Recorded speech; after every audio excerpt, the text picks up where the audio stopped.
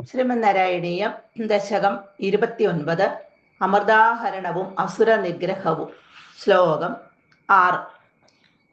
ഗജാനന പത്മാർക്കം ഗജാനനമഹർനിശം അനേകദം തം ഭക്താനാം ഏകദന്തമുപാസ്മഹേ. സരസ്വതി നമസ്തുഭ്യം വരദേ ജ്ഞാനരൂപിണി വിദ്യാരംഭം കരിഷ്യാമി സിദ്ധിർഭവതു മേ സദാ.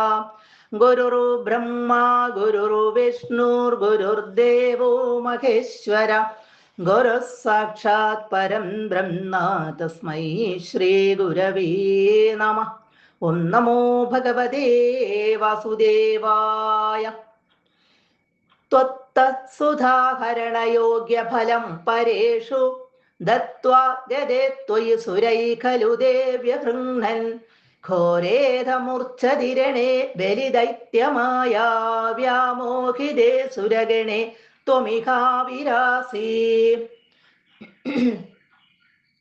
കഴിഞ്ഞ ശ്ലോകത്തിൽ നമ്മൾ കണ്ടു, അസുരന്മാര് മോഹിനിയുടെ ആ സൗന്ദര്യത്തിൽ മയങ്ങി അങ്ങനെ ഇരുന്ന സമയത്തും കൊണ്ട് മോഹിനി ദേവന്മാർക്കായിട്ട് ആ അമൃത് വിളമ്പിക്കൊടുത്തു. അസുരന്മാർക്ക് അത് ശ്രദ്ധയിൽപ്പെട്ടതേയില്ല.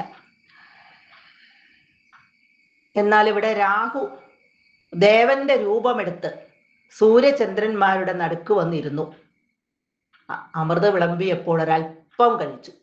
സൂര്യചന്ദ്രന്മാർക്ക് മനസ്സിലായി ഇത് ദേവനല്ല, വേഷം മാറി വന്നിരിക്കുന്ന ആളാണെന്ന് മനസ്സിലായപ്പോൾ ഭഗവാന് പുരുകം കൊണ്ടൊരു ചെറിയ അറിവ് കൊടുത്തു, ഒരടയാളം. ഭഗവാൻ പെട്ടെന്ന് മനസ്സിലാക്കി തൻ്റെ സ്വരൂപം ധരിച്ച് സുദർശന ചക്രം കൊണ്ട് അവന്റെ കഴുത്തറുത്തു. ത്വത്ത സുധാകരണ യോഗ്യഫലം.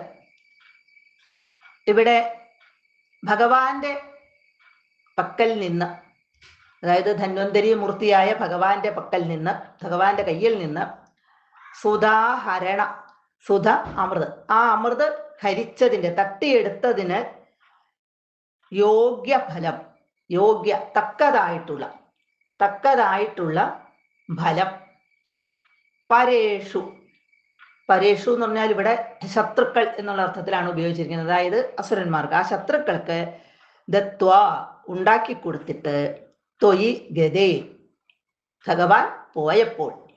ധന്വന്തരി മൂർത്തി പാലാഴിയിൽ നിന്ന് കയ്യിൽ സ്വർണ്ണക്കുടത്തിൽ അമൃതമായിട്ട് ഉയർന്നു വന്നപ്പോൾ അസുരന്മാരത് തട്ടിക്കൊണ്ടുപോയി.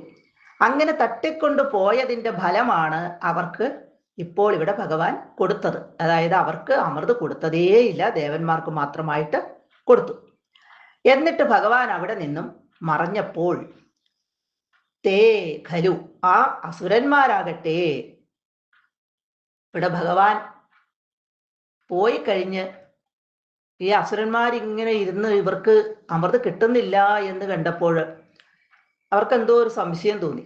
അപ്പൊ പതിയെ ഒരാൾ കണ്ണൊന്ന് തുറന്നു നോക്കി. ഇവിടെ കണ്ണ് തുറന്നു നോക്കാൻ പാടില്ല എന്ന് പറഞ്ഞുകൊണ്ട് എല്ലാവരും കണ്ണടച്ചിരിക്കുകയായിരുന്നു. പക്ഷെ ഒരാൾ കണ്ണ് പതുക്കം തുറന്നു നോക്കിയപ്പോഴാണ് ഇവിടെ ഒന്നും കാണുന്നില്ല, മോഹിനിയും കാണുന്നില്ല, അമൃതും കാണുന്നില്ല, ഒന്നും കാണുന്നില്ല. പിന്നെ എല്ലാവരും ഓരോരുത്തരായിട്ട് കണ്ണു തുറന്നു നോക്കിയപ്പോഴാണ് അവർ ചതിക്കപ്പെട്ടു, വഞ്ചിക്കപ്പെട്ടു എന്നവർക്ക് ബോധ്യമായത്. ഭഗവാനെ അവിടെ കാണുന്നില്ല, അമൃതും കാണുന്നില്ല. അപ്പോഴാ അസുരന്മാരെല്ലാവരും കൂടെ കൂടി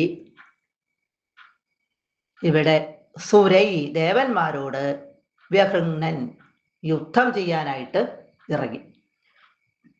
അഥ രണേ, അനന്തരം രണേ ആ യുദ്ധം, ഘോരേ മൂർച്ഛതി ഭയങ്കരമായിട്ട് അങ്ങോട്ട് തീർന്നു. യുദ്ധം അങ്ങോട്ട് ഭയങ്കരമായിട്ട് അങ്ങോട്ട് മാറിയപ്പോൾ സുരഗണേ ദേവന്മാരെല്ലാം ബലി ദൈത്യമായ വ്യാമോഹിതേ, ബലി എന്ന അസുരന്റെ മായാപ്രയോഗത്താൽ ഇവിടെ മോഹിതരായി തീർന്നു, മോഹിക്കപ്പെട്ടവരായി. മോഹിക്കപ്പെട്ടവർ എന്ന് പറഞ്ഞാൽ ഇവിടെ വിമൂഢരാവുകയും ചെയ്തപ്പോൾ, അതായത് ബോധം ഇല്ലാത്തവരായി മാറി എന്നർത്ഥം. ആ സമയത്ത് ഇഹ ഇവിടെ ത്വം ആവിരാസി, ത്വം അവിടുന്ന് പ്രത്യക്ഷീഭവിച്ചു, പ്രത്യക്ഷപ്പെട്ടു. ഇവിടെ ബലി എന്ന അസുരൻ എന്ന് പറഞ്ഞ മഹാബലിയാണ്. ആ ബലിയുടെ മായാപ്രയോഗം കൊണ്ട് ഇവിടെ ദേവന്മാരെല്ലാം, അസുരനായ മഹാബലിയുടെ ആ പ്രയോഗം കൊണ്ട് ഇവിടെ ദേവന്മാരെല്ലാവരും മോഹാലസ്യപ്പെട്ട സമയത്ത് ഭഗവാനോടെ പ്രത്യക്ഷമായി. അപ്പൊ ഇവിടെ അമൃത് തട്ടിപ്പറിച്ച് കൊണ്ടുപോയിട്ട് യാതൊരു ഫലവും അവിടെ ഉണ്ടായില്ല. അസുരന്മാർക്ക് ഒരു ഫലവും ഉണ്ടായില്ല. ദേവന്മാർക്ക് എന്നാൽ അതുകൊണ്ട് അമൃത് കൊണ്ട് അവർക്ക് ഗുണം ഉണ്ടാവുകയും ചെയ്തു. സർവത്ര ഗോവിന്ദ നാമ സങ്കീർത്തനം, ഗോവിന്ദ ഗോവിന്ദ.